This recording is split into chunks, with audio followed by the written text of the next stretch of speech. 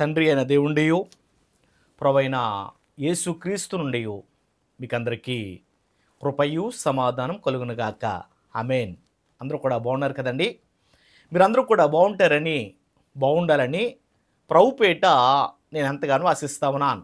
ఇది నాన్ని ఈ రీతిగా మరొకసారి ప్రభు యొక్క వాక్యాన్ని పట్టుకుని మీ దగ్గరకు మీ గృహ రావడానికి ప్రభువున చూపిన గొప్ప కృపను బట్టి ప్రభువుని ఎంతగానో స్తుతిస్తా ఉన్నాను. మరి మీరందరూ కూడా మీ యొక్క పనులు ముగించుకుని ఈ యొక్క వాక్యం అనే ఈ యొక్క రొట్టె దగ్గర ఆలోచిస్తుందిగా ప్రేమపూర్వకవంటి ఆహ్వానం పలుకుతూ ఉన్నాను.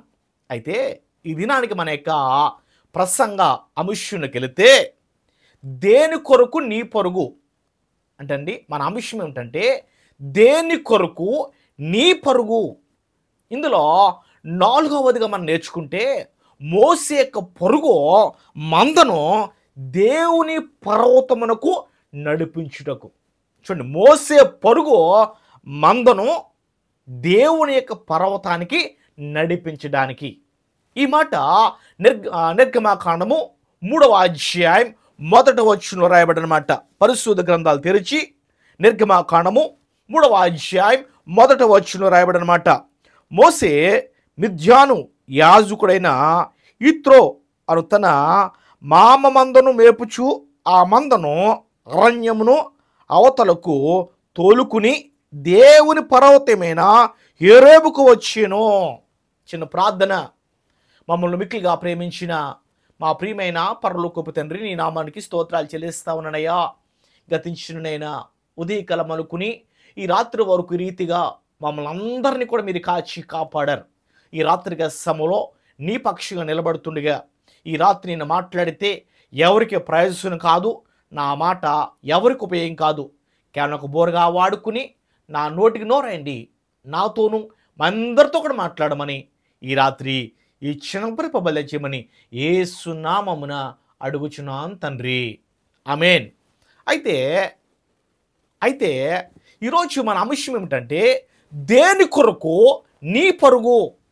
ఇందులో 4వ వ్యక్తి ఎవరంటే మోసే.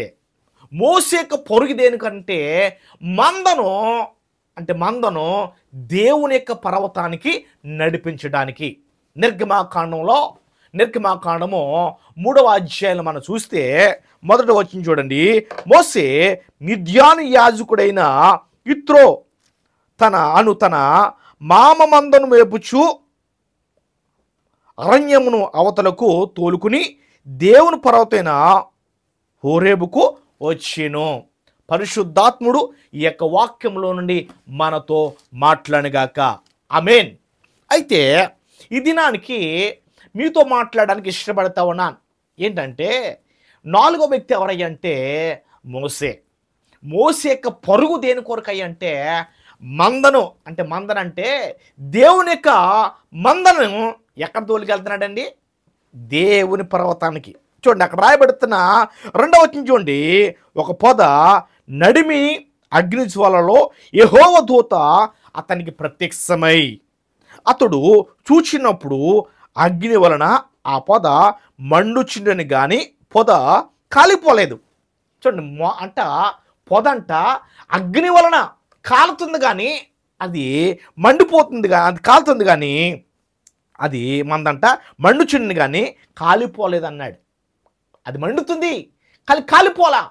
ఏంటి ఎంత చిత్రంగా ఉంది అని మోసే దాన్ని చూచినప్పుడు అప్పుడు మోసే ఆ పొద ఎలా కాలిపోలేదో నేను ఆ తొట్టి వెళ్ళి ఈ గొప్ప వింత చూచెదను అనుకునేను. దేవునికి స్తోత్రం.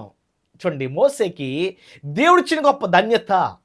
మోసే జీవితాన్ని కనుక మరి జ్ఞాపం చేసుకుంటే 40 సంవత్సరాలేమో ఫరో కుమారుడిగా బ్రతికాడు, 40 సంవత్సరాలేమో అరణ్యంలో గొర్రెల కాపరిగా ఉన్నాడు, 40 సంవత్సరాలేమో ఇశ్రాయేలు ప్రజలను నడిపించిన కాపరిగా ఉన్నాడు. మోసే 120 సంవత్సరాలు బ్రతికాడు. అందుకే ఈ యొక్క నిర్గమాకాండం కూడా 40 అధ్యాయాలు ఉంటాయి. దీన్ని చాలామంది కూడా 40 దినాలు దీన్ని ఉపవాసంగా పాటించి ఈ 40 అధ్యాయాలు కూడా రోజుకు ఒక అధ్యాయం చదువుకుంటూ ఉంటారు. అది తప్పేం కాదు. అందరము కూడా బైబిల్ని అర్థవంతంగా చదవాలి, జ్ఞానించాలి. అయితే ఇందులో మనం నేర్చుకోవాల్సిన ప్రాముఖ్యమైన విషయం ఏమిటయ్యా అంటే, మోసే మందను నడిపిస్తూ ఉన్నాడు. ఎక్కడికయ్యా అంటే దేవుని పర్వతమైన, చూడండి అక్కడ రాయబడుతుంది దేవుని పర్వతమైన హోరేబుకు నడిపిస్తూ ఉన్నాడు. ఈరోజు మన మందను ఎక్కడ నడిపిస్తున్నాం? అసలు మనం ఎక్కడ నడుస్తున్నాం? మన మందను ఎక్కడ మనం నడిపిస్తున్నాం? నీ పరుగు దేని కొరకు? మన పరుగు దేని కొరకు ఉండాలంటే మందను దేవుని యొద్దకు నడిపించడానికి ఉండాలి.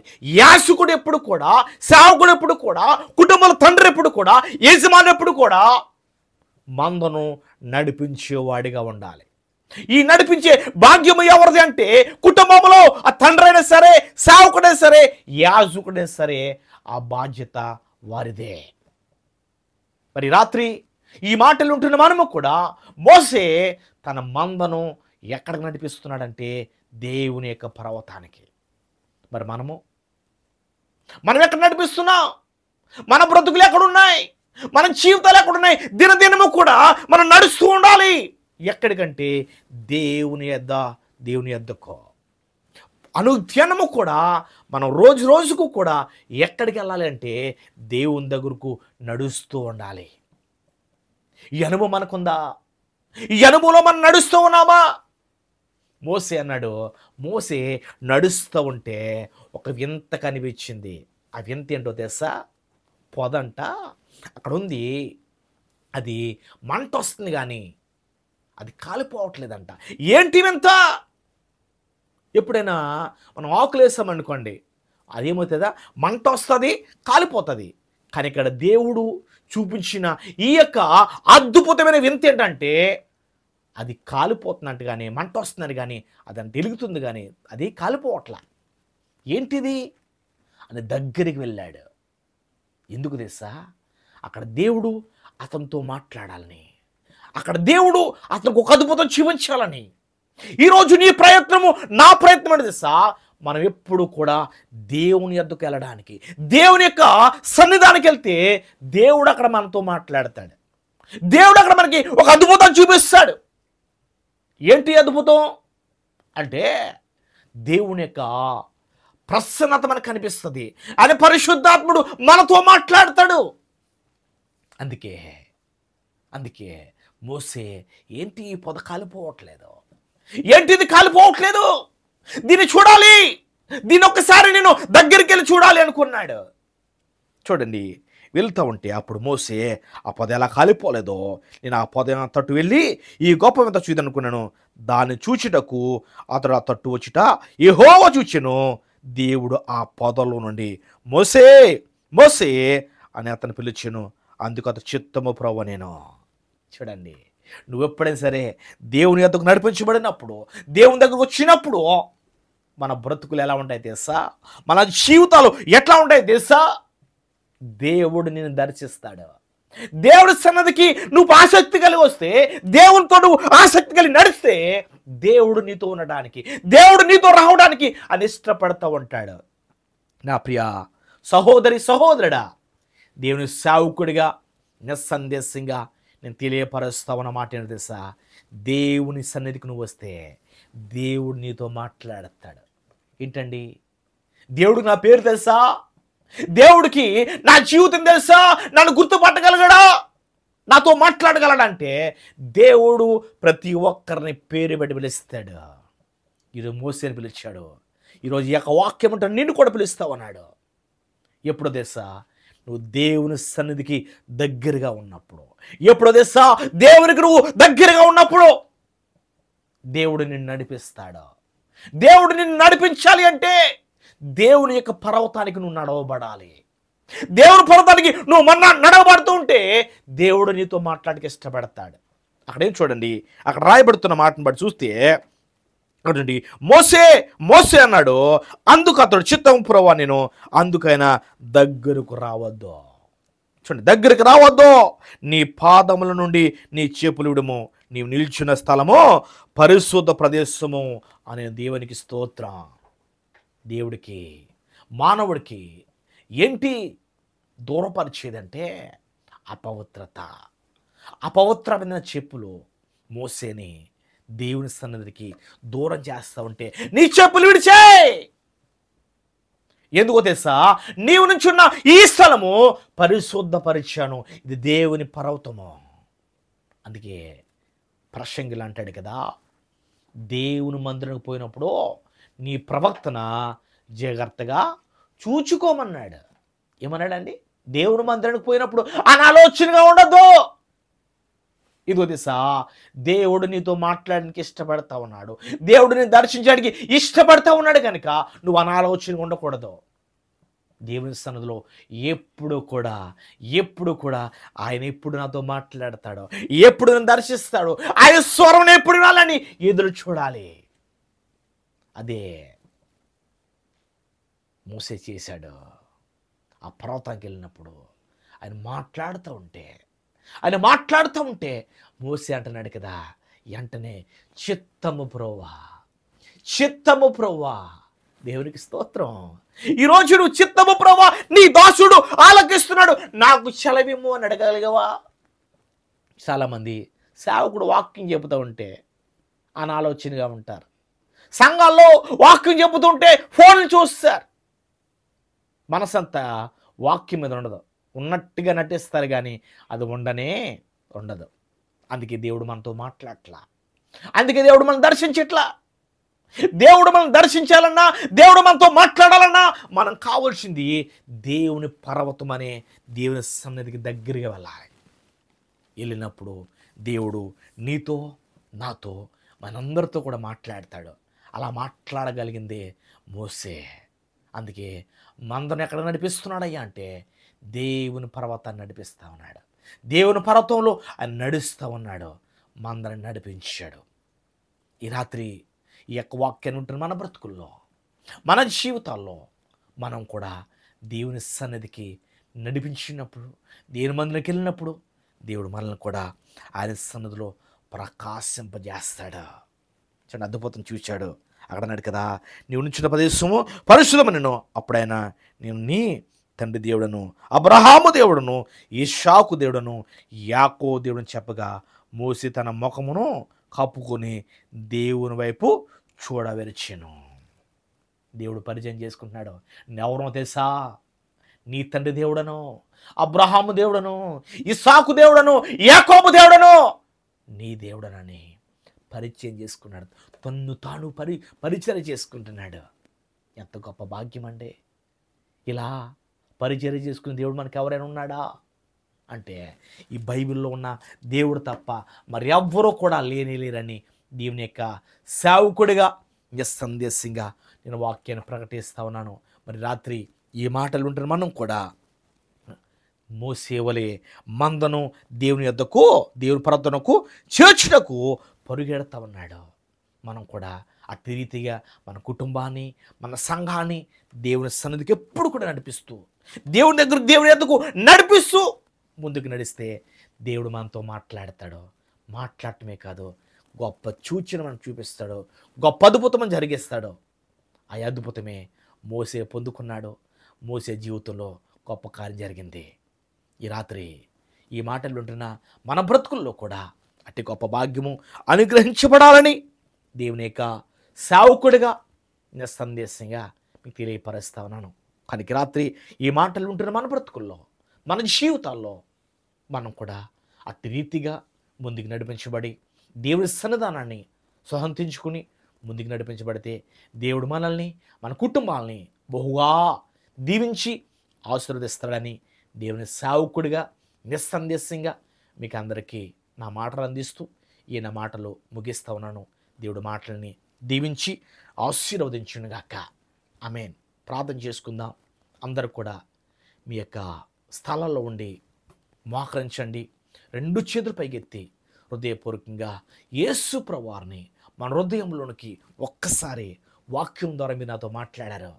నేను కూడా మోసే వలె మీ యొక్క పర్వతానికి నా మందను నడిపించాలి, నా బిడ్డలను నడిపించాలి, నా సంఘాన్ని నడిపించాలి, లేదా నా కుటుంబాన్ని నడిపించాలని ఒక గొప్ప తీర్మానం చేసుకుందాం.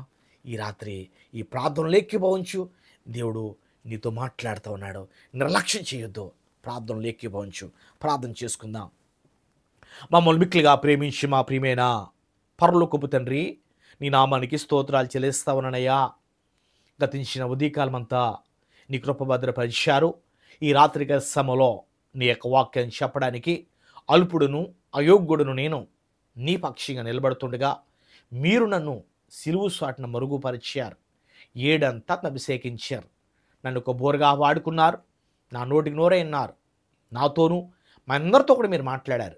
ఈ మాటలు విన్న మేమందరము కూడా మా బ్రతుకులు మా జీవితాలు సరి చేసుకుని మీ కొరకు నమ్మకంగా యథార్థంగా జీవించడానికి కృప దయచేయమని ప్రార్థిస్తామనయ్యా.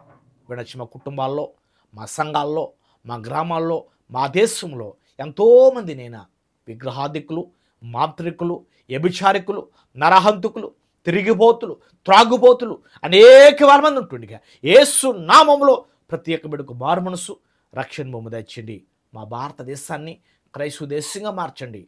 దాని తలకిందులు చేయగలిగే గొప్ప యవనస్తులను మీరు లేవనెత్తండి. పరిపాలిస్తున్న నాయకులు, అధికారులనైనా మోడీ గారిని బట్టి, చంద్రబాబు నాయుడుని బట్టి, రేవంత్ రెడ్డి బట్టి ప్రార్థిస్తున్నాను. వారికి కావలసిన దీవెన ఆశీర్వాదం మీరు అనుగ్రహించి నీ పనిముట్టుగా నీ పాత్రగా వాడుకోమని కూడా నేను ప్రార్థిస్తా ఉన్నాను. ఈ రాత్రి ఎంతమంది బిడ్డలైతే చదువుకుంటున్నారో వారిలోను విశ్వాసంలోను ఎదుగుదల చేయండి. ఉద్యోగ చేయండి. వివాహాన్ని చిదబడుకు భాగస్వామ్యం సిద్ధపరచండి. వివాహమయ్యి అనేక సంవత్సరాల వారి జీవితాల్లో సంతాన అభివృద్ధి లేక ఏ గర్భమైతే ఏమీ పడిపోందో ప్రతి గర్భము నజరేయుడైన యేసు నామములో తెరవడానికి కృప దయచేయండి. ఎంతమంది భార్య భర్తలు బిడలేక ఈ ప్రార్థనలో ఏకీభవిస్తూ ఉన్నారో వారి కూడా తల్లిదండ్రులు గొప్ప భాగ్యం దయచేయండి. గర్భలు దీవించండి. నెల నిండుగా సులువైన కాన్పు దయచేయండి. ఆర్థిక సమస్యల్లోను, అప్పుల బాధల్లోను, గృహాలు తాగడం అనేకం ఉంటుండగా యేసు నామములో వనరు సమకూర్చండి. వారి హక్కులు తీర్చండి. నేను గృహాలు ముడుకులు దాయిచేయమని నేను ప్రార్థిస్తున్నాను. ఈ రాత్రి ఎవరైతే ఇండియా దేశంలో ఎంతోమంది నేను యెహోవా ఇల్లు కట్టించడలా దాన్ని కట్టువారు ప్రసవద్దమని నీ యొక్క వాక్యము సెలవిచ్చారు కనుక ఈ రాత్రి ఆ గృహాలు మీరు కట్టమని అధిపతికి మీరు నడిపిస్తా ఉన్నాను. విదేశాల్లో వీసాలు లేక, పనులు లేక, అక్కం లేక, పాస్పోర్ట్ లేక, లైసెన్స్ ఇవ్వడం అనేక మంది ఉంటుండగా వారి అక్కలు తీర్చమని వారితో మీరు మాట్లాడమని కూడా మేము ప్రార్థిస్తా ఉన్నాను. ఈ రాత్రి మాట్లాడిన బిడ్డలు పంపిస్తున్న ప్రతి ఒక్క బిడ్డలు కూడా మీరు జ్ఞాపం చేసుకోండి. విదేశాల్లో ఎంతమంది బిడ్డలు అయితే వ్యాధులతో రోగాలతో ఉన్నారో వారి స్వస్థత ఇచ్చండి. యాక్సిడెంట్ అయిపోయిన బిడ్డలకు స్వస్థత ఇచ్చండి. ఎంతమంది దేశండి స్వదేశీ వెళ్తున్నారో వెళ్ళడానికి ప్రయత్నం ఉన్నారో వారు కూడా మీరు క్షేమ తెలుసుకున్నైనా ఈరోజు ఎవరైతే ప్రభా వివాహ బట్టి భారతీయుల పడిన బిడ్డ ప్రార్థిస్తున్నాను. గత సంవత్సరం అంటే ఈ సంవత్సరము అనేకమైన దీవెన ఆశీర్వాదం అనుగ్రహించండి. అలాగే తండ్రి యెరూషలేమా నేను ప్రేమించేవారు వృద్ధుల యొక్క వాక్యం సెలవిస్తున్నారు. యెరూషలేము క్యామ కొరకు ప్రార్థిస్తున్నాను. శాంతిని, సమాధానం, ఐక్యతను కుమరించండి. అతని ఇండియాలో ప్రతి రాష్ట్రాన్ని, ప్రతి గ్రామాన్ని కూడా మీరు దర్శించండి, ఆశీర్వదించండి ప్రభా. వెంటనే బిడ్డలు పంపిస్తున్న ప్రతి ఒక్క బిడ్డతో కూడా మీరు మాట్లాడండి. ఎంతోమంది వ్యాధులతో, రోగాలతో అనేక మంది మరణ పడకలు పడి ఉండగా అవందరికి స్వస్థత దాయిచ్చండి. ఎవరికైతే ప్రభా వస్త్రాలు లేవో వస్త్రాలు దాచండి. ఎవరికైతే గృహాలు లేవో గృహాలు దాచండి. ఎవరికైతే ప్రభా తల్లిదండ్రులు లేని బిడ్డలు అనేకం ఉంటున్నారు ప్రభా వారికి మీద ఆదరించండి. వ్యాధులతో, రోగాలతో అనేక మంది మరణ పడుకలు పడి ఉంటుండగా వారందరికీ స్వస్థత దాచేయమని ఇదేనా సార్ ప్రార్థిస్తున్నాను. ప్రపంచ దేశాన్ని అంతటి కూడా ప్రభా నీ కాపుదలు దయచేసి మోసేవలి ప్రభా మందను ప్రభా నీ యొక్క దేవుని యొక్క పర్వతానికి నడిపించే బిడ్డలుగా మేమందరం ఉండడానికి మేమందరం రక్షణ పొందడానికి మీ కృప దయచేయమని ఈ మాటలు వెంటనే బిడ్డలో పంపిస్తాను. ప్రతి ఒక్క బిడ్డను కూడా మీ మందరం నడిపించే బిడ్డలుగా వాడుకోమని నీ దీన సేవకుడిగా నేను ప్రార్థించి ఆశీర్వదిస్తులుగా నీ దీవెన ఆశీర్వదన పొమ్మని ఈ రాత్రి ఈ చిన్న ప్రతి పొబలెచ్చమని యేసు నామమున అడుగుచున్నాను తండ్రి. ఆమేన్. మన తండ్రి ఎందు ప్రేమయు ప్రభువైన యేసుక్రీస్తు కృపయు పరిశుద్ధాత్మ సహవాసము ఇక్కడ తల్ల వంచి మోకన బిడ్డలకును ఇప్పుడు ఎల్లప్పుడూ సదాకాలము తోడైండను గాక. ఆమేన్. అందరికి వందాలండి. దేవుడు మిమ్మల్ని మీ కుటుంబాలని బహుగా దీవించిన గాక. మరి పరిచయం మీకు ఆశీర్వకరంగాను దీవుని కరుగుంటే ఇది మీ స్నేహితులకి, మీ బంధువులకి, మీ కుటుంబం పంపించి దీని ద్వారా దేవుని యొక్క కడదాం. ఇట్లయితే సేవకుడు పాస్టర్ కొల్లాబత్తుల జీవరత్నం మరి ఈ యొక్క వాక్యాన్ని విని మీ యొక్క కుటుంబస్తులకు, మీ స్నేహితులకు, మీ బంధువులకు పంపించండి. మా యొక్క ఛానల్ని సబ్స్క్రైబ్ చేయండి, లైక్ చేయండి, షేర్ చేయండి. మీ ప్రార్థన సత్రం మాకు తెలియపరచండి. దేవుడు మిమ్మల్ని మీ కుటుంబాలు దీవించిన గాక. యెరూషలేము నుండి శుభాలు తెలియపరుస్తూ మేము దీవిస్తున్నాను. దేవుడు దీవించిన గాక. ఆమేన్.